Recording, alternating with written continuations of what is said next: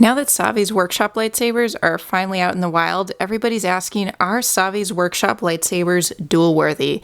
So Savi's Workshop is the build your own lightsaber experience that's at Star Wars Galaxy's Edge at Disneyland and Disney World. Here's a Savi's Workshop lightsaber. This is a power and control lightsaber. That's one of the 4 themes of kind of lightsaber components that you can select. Sort of a dark side style. But it doesn't matter which style lightsaber you have. The short answer is no. Unfortunately, Savi's Workshop lightsabers are not dual worthy. And the long answer is a little more complicated because it depends a little bit on your personal definition of what's dual worthy and what's not. And I know people tend to have strong opinions one way or the other. You know, a lot of people will say, oh, I duel with Force FX lightsabers all the time. But generally in the saber community, Force FX lightsabers are not dual worthy. And it's because the blade can get damaged, or, you know, there's just other structural weaknesses related to the blade and related to the hilt. And that's the case with this Savi's Workshop lightsaber as well. So if we look in the emitter section, the blade part, it can wobble around. So just like right here, it's not super secure in there. And so you definitely would have some wobble during some contact. Now, if you're doing kind of light dueling or just, you know, you're doing some light contact, this lightsaber might be okay with that. Just be careful, you know, whenever you're dueling or whenever you're doing that type of thing, you risk damaging a lightsaber. And that goes for other lightsabers too, even the so-called dual-worthy ones. But at any rate, this one is not your best option for dueling for many other reasons too. So the hilt is very large, as you can see. It's about 12 inches long, maybe a little bit less, and it depends on the components that you select too.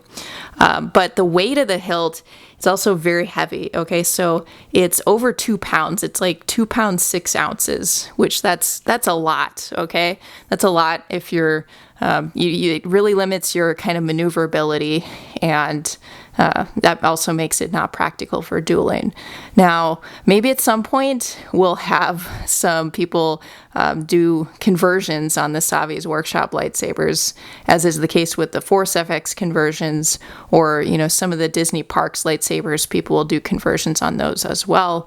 I don't know, I haven't heard about that yet. I haven't heard about anybody doing that with these Savi's Workshop lightsabers, but they really seem kind of impractical to even convert, to be honest. I just wouldn't recommend it due to the large size of the hilt and how heavy they are, so they're a little cumbersome. These are really more of just a fun item, a collectible, possibly even a toy. I mean, they are a lot of fun, okay? So they have this neat crystal chamber. I removed the panel for the crystal chamber just so that I could show it easily in this video. It has the neat crystal chamber, and it, you know, lights up.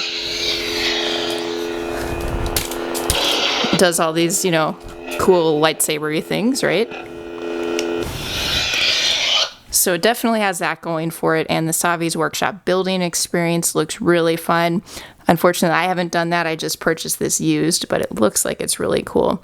So I would recommend, you know, if you're going to get a Savi's Workshop lightsaber, it's nice if you can actually do the Savi's lightsaber, the workshop experience. That looks like the most fun. But if you're looking for a dueling saber, you probably want to look elsewhere because the Savi's Workshop lightsaber is just kind of large, cumbersome, and it's not really appropriate for dueling, okay? So feel free to comment below. What do you think of these new Savi's Workshop lightsabers? Do you have one? Have you done the experience, the Savi's Workshop experience? I'd love to hear about all of that.